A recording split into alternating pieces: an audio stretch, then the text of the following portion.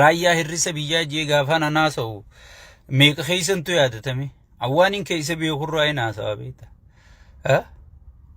waaniin keessa beekurraa hin isin haasa'u si galee raayyaa hirrisa biyyaati malee kun raayyaa ittisa biyyaati miti kan oromoon fixuu deemu kan oromoon jonosaayidii godhuu deemu kan oromoon dhabamsiisuu deemu kan oromoon xiqqeessuu deemu kan gartee oromoon gatii itti kafaluu malee amma booda maal jaan sirna dhufu keessatti oromoon ka biyya jaare maarree abbaan absoo faan garre mitirqishoo milliyyoo faan garre biraanuu juulaa faan garre siin juu deema maal sii godhe biraanuu juulaa maarree abbaan absoo sunis maal sii godhe warri mililikii loluu ture sun warri Haile Sillaasee loluu ture sun si gale wanni isaan godhan gabrummaan isaan gaafas sirra gaddaaban hanga arraa kunoo masaraa mililik taa'u jirti si gale saniifuu obboleeyyan keenya dhugaafitti hima si gale oromoon biyya jaare mitirqishoo maarra oromoon biyya tam jaare qiyaama firra jaare mal si gale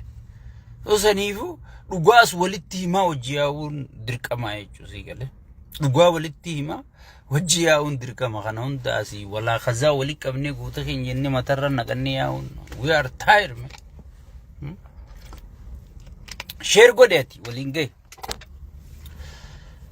jaawari irratti wa alaykum salaam wa rahmatullahi wa barakatuh zizo bagana gaan dhuftan hundi keessanuu amma gara sagantaa xiyyaatiin seenaa duraan duursuudhaan haasoyni jaawar Muhammad maali PP iyyisiisee tajettu itti aansuudhaan TPLF shaabiyaa fannoon waltahanii gaddeemu jiran jedhanii ololli deemaa jira kanarrattiin gartee gabdi bu'ee dhugaa jirtu waaniin keessa beeku isinii himaa jechuu si galee dubbii tiyammaas ittuma dhuftan ni turtan malee ittuma dhuftanii jechuu gaafaan raayyaa hirrisa biyyaa jee haasoo isin jookittiin jira seetan arra jaawar gabbee takka takka lafa isinii naqe wayna waggaa tokko duraan isinii haasoo ture raayyaa hirrisa biyyaa kan oromoon itti jonosaayidii ta'u teessu kan barataan oromootti dhumuu taa'u kan oromoon gatii itti kafaltu gatii gartee galatan qabne bar yoo waraana taate galata qabaachuu qabda bar veteran hospital veteran home jaaniiti bar biyya Ameerikaa tanatti gartee warri biyya sarvi godhe jaanii kabajaa qabani yoo ijjitee si bayit yoo harki sirraa murame yoo miilli si cabe si gale fuudhaniiti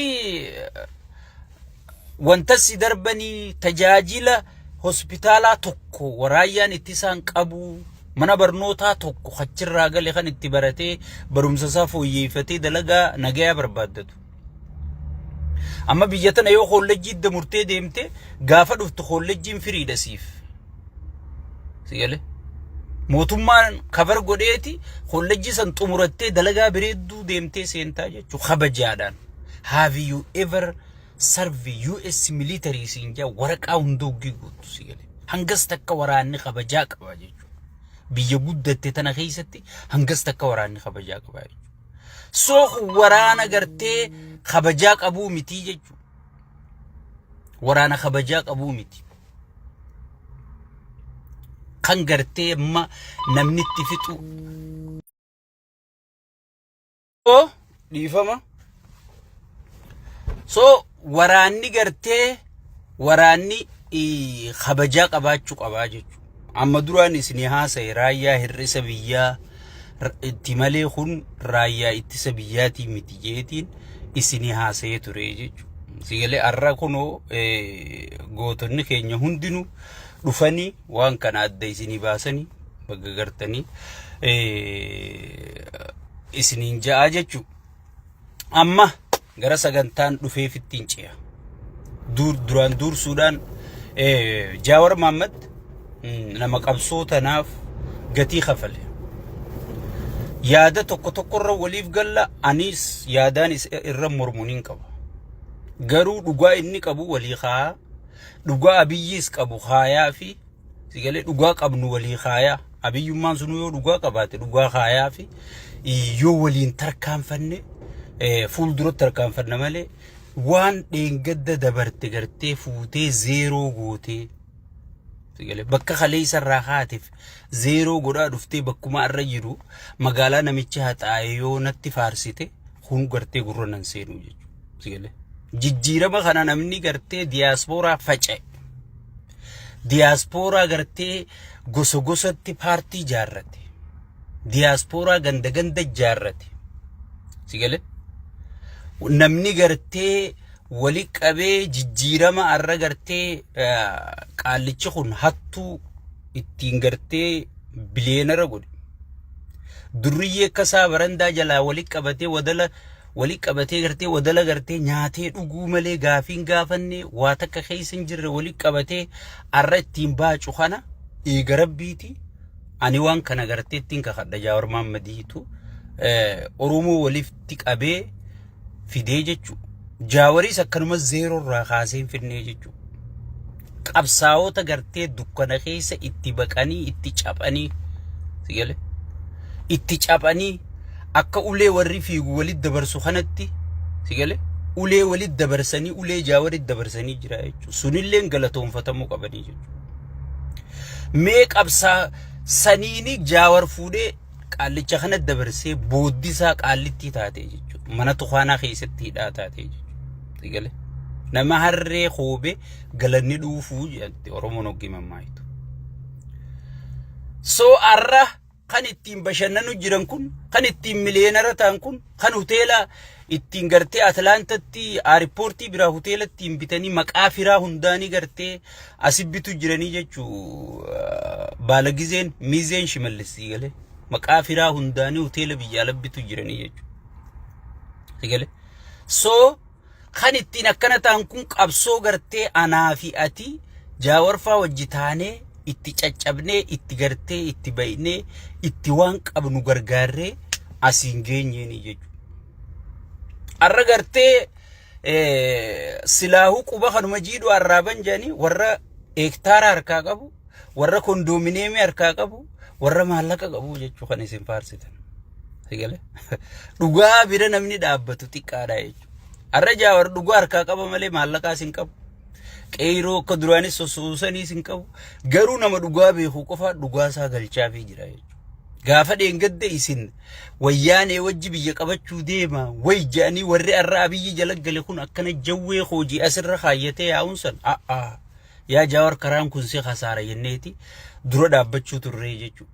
Arra immoo guyyaa inni kophaa tahee gartee piipiin hafteen gartee wayyaaneedhaa isa roorriftu bira dhaabbachuun dirqama jechuudha. Feetan ana akka mataa kiyya biraan dhaabbadha isi yoo barbaadan bira dhaabbadha yoo barbaadan dhiisaa mirga keessan. Sigale ana amma mirga keessan dura dhaabbadhu. An bakkuma inni jiruun dhaabbadha. Amma haqa ni qabaa yes. Amma namni haqa qabu qabsaa'ota warra namicha kana dura dhaabbatu haqa qabama. Saniifuu amma bira dhaabbachuun dirqama jechuudha. Dirqama jechuudha. Arraba isa deemu beek ilma namaati namni kuni beek. Obsee usu jira malee arraba isaan jaamu waan isatti qeessu kana ni jaalata sitti hin fakkaatin. Anaa fi atis yoo waan kanarraan deebifne itti jaalannee jirra jechuudha. Itti muddaa sirriitti arrabsaa jechaa jirra jechuudha. So saniifuu hayyoota keessan tiifachuu baradha. Hayyoota keessan deeggarachuu baradha. Namni yoo ati waan takka gootee fi morkee sii godhaa jechuudha. Yoo ati waan takka gootee fi morkee sii godhaa jechuudha. Yoo ati waan takka caluma jetteetu hin galatoonfanne waan goonee fi namni lubbu qaba sigale namni kun lubbu qaba. Sigale namni hamilee barbaada. Sigale hamilee barbaada. Saniifuu tatanaa asumattiin dhaabee Tajaawar ajandaa if dandeessi godhadheetiin dhufa waan ta'eef asuma dhaabeetiin tatte'aan tukkutaa amma wanniin dhufeef guddoon haala yeroo amma dura deemaa jiru kana hundaa'u walumaan harkaa jirra jechuudha. Burjaajii takka keessa galee jira ummanni keenya. Ummanni keenya burjaajii takka keessa galee jira jechuudha. Wayyaaneen nu dhufu jirti. Fannoon nu dhufu jirti. Eeltiraan nu dhufu jirti. Yaa adeero si caala shimallisiis abiyyiis kan dhaadatu Mallas Zeenaawi. nuti ilma wayyaanee ta'uu nun dagatinaa nuti guddisa wayyaanee ta'uu nun dagatinaa jedhaniiti dhaadataniin Taaddasaa Birruu jaarraa abbaa gadaa waaqoo guutuu maarree oliiqaa dinqil kanati haasoytu kana isaan gartee beekaati gartee siin ergachuudhaaf sigale sitti fayyadamuudhaaf sigale hoggi miidiyaa irratti asbaan if qaanfachaa if maddii lallaalaa jedhan malee itti hun amanan waan ati haasoytu tan sigale wayyaanee fi shaabiyaa fi fannoo jechuun abbaa fi ilma ka 4 kiiloo jiruus kun gartee narraa himi Taayyee Asqasillaasee pirezidaantii Itoophiyaa Amaara narraa himi namicha kana gorsaasaa Daani'el Kibrat Amaara itti aanaan Amaara sigale jaartiin Amaara inninu Amaara mataan isaa Amaara kasi godhu yaada beekan sigale mee ati Amaarri already 4 kiiloo jira mee Amaarrummaan ati 4 kiiloo irraa eeydu kun kaminaa mee if gaafad yaala miitu mee gajjiif gaafad mee Amaarrummaan ati 4 kiiloo irraa hin eega jette ilmootee itti gabbartu qabeenya kee itti dhabdu mee Amaarrummaan ati eeydu kun kami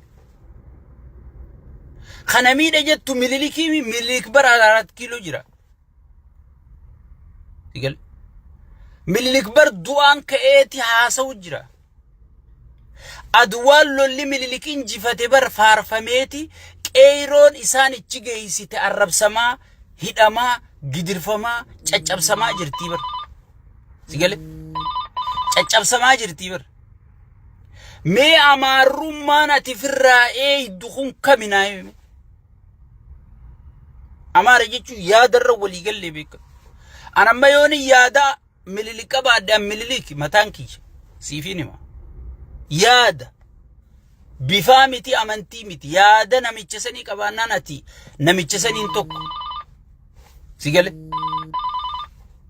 wanni beekuu qabdu yaada kan mormaa jirru namootaa miti yaada kan ijaaraa jirru sirna sigale sirni yoon bilisoomin Oromoon kan qabsaa'uu tureef sirna sigale sirni yoon bilisoomin abbaa fedhechi geessi waa takka wanni tartun jirtu arra siin himne sheekaa buta sigale hay mililik abbaa keenya yenee lijee nagaa jiraadhuu jeeti boodarra Abiyyi dhaammatee kute namichi wanti hoogganaan fannoo kunis ani ilma mililikii finja Abiyyis ani ilma mililikii finja garaagarummaan isaan qaban kun afaan Oromoo beeka kun afaan Oromoo beeku garaagar kun furdaadha kun qalla kun irra dardara kun irra joolle kun gondari dalate kun bashaasha dalate yoo kana taate malee yaadaan garaagarummaan isaan qaban maali meenaa mee takka if gaafatte mootummaa Oromooti mitirkishoo Oromooti milliyoo Oromooti wanni ati itti jettu mee maali naa himi sigale mee maali naa himi hin jiru jechu hinjiru jechu namni seenaa mililik sirra faarsu nama tokko bars lammii takka saba tokko kan jiraachiftuun seenaadhaanii bar aadaa isaatii bar afaan isaatii bar mee Oromoon aadaa tam piippiin ol qabdeef afaan kam afaan federaalaa gooteef Oromiyaa tam ijaarteef Oromoon gudeedamaa buqqaa caccaphaa rakkachaa bara mililik jennu san caalaa amma rakkachaa jirti Oromoon gosaan gandaan kutaa maaliin amantii wal qoodee maraachuu jirti sigale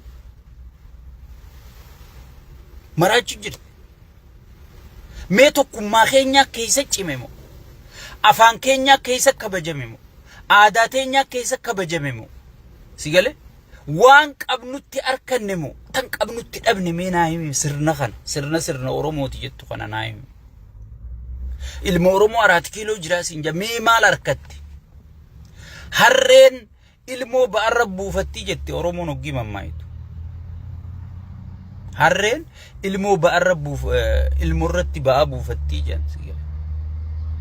Ilma tokko wanni deessee guddifattee takkaa dukkaana akkasii gurguruuf, takkaa qara'ee akka doktara sii ta'ee hafuura si fudhachiisuuf, takkaa yoo qotee bulaa taate qotee akka gartee jibootaan gartee dachii sii qotee ati hara si fudhachiisu hoggii humniti ta'e gabbuuti. Saniif ilma guddisuun si barbaachisaa?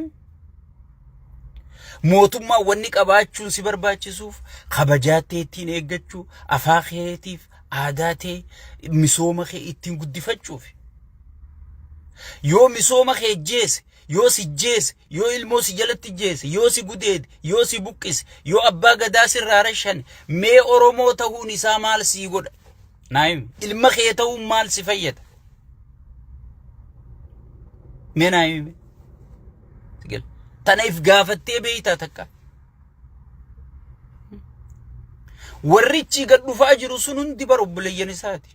Warra wajjiin qorii takka keessa nyaatan, warra wajjiin Oromoo rashanuu turan, warra wajjiin Oromoo toorchi godhuu turan, wanni isaan irra wal dhaban amma muummichi ministeeraa ta'ee aangoon natti mi'ooyitee gartee aangoo tana harkaa fuudhan irra wal dhabu jiran malee si caalaa isaantu jaallanii bara. Gabratsiyoonii fi Abiyyi turra jaallanii bar. Anaa fi Abiyyi caalaa isaan turra jaallanii bar. Wajji nyaata, wajji dhuga, wajji ajjeesa, wajji rashanan. Sigale. Wajji waan fedhan godhaa turanii jechuudha. Warra yaada tokko qabaachuu ture jechuudha. Ilmaanuma TPLFiitu aangorra jiraa jechuudha. Mee TPLF abba firraa eedagaa ilma kunuunsaati, ilma guddisaati, abbaa firraa eeguu jirtaa jechuudha. Adeeroo ifin sobin kasi baasu yoo jiraate ijaaramtee mooraa Oromoo jabeessitee waboo fi hayyoota Oromoo kanaaf tokko wali goote sigale tagartee hara oriitu tana qabdee walitti gartee wali marji goote yoo faayidaati yaadeemta waltaha wal dhageeffadha wajjiyaa wal jalayaa sigale jetteeni kana yoo wal jala qabde sigale irra fayyadamta malee kanarra kanaan naawayya kanarra kana sigale bineensa guddarra bineensa xiqqaan naawayya jechuun maraatu. Bineensa afaan kee beeyne bineensa afaan kiyya beekuu turra naawayya jechuun maraatu. Bineensarra bineensi filatamu jiru bineensi bineensu tokkolleen siin nawu. Obboleessoo hayyuu qabda beeka qabda wabu qabda waraana qabda sigale.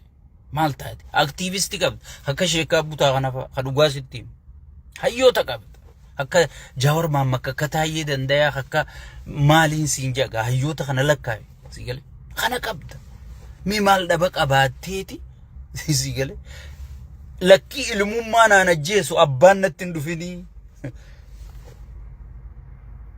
bara abbaa firraa eegu jirti ilma mana kaayyattee abbaa firraa eegu jirta bara.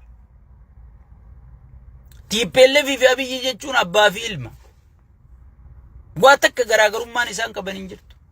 Namni jaaree asiin gahee guddisee akkatti nama rashanan barsiise TPLF jechuudha. Abbaa fi ilma adda eegu jirta jechuudha. Lakkii abbaan natti hin dhufinii ilmi humna qabu kun sirri nagatuu danda'a. Abbaan inuu laaffatee nama guddaa ta'e mee biyaadaa hooratee dhufuu malchiisa. Maaltu beeka? Ifiifuu ilmaatu irra badaa jechuudha abbarra. Saniifu laal xiqqoo dhaabbadhaatiif laala. Mee eegaan tanaata TPLF hangana jee booda eenyuutu akka Oromoon tokko hin taane dhoorku jira. Ilma TPLF kana shayxaanticha kana abbaasaa yaadee jira. Abbaan isaa haanaa dhufu, abbaan kiyya haana bira dhufu, abbaa kiyyaa yaade jeeti warra tokko tahee abbaasaa achi dhoorku jiru kana akka tokko hin taane irra dalagu jira jechuudha. Sigale. Mee tokkummaa jechuun maali? Dursa osoon ABO'n, KFO'n, WBO'n maaliin tokko hin taane paartii Itoophiyaa keessa jirtuun tokko hin taane dura paartuma bilziqinnaa keessaa tokkummaan ni jira.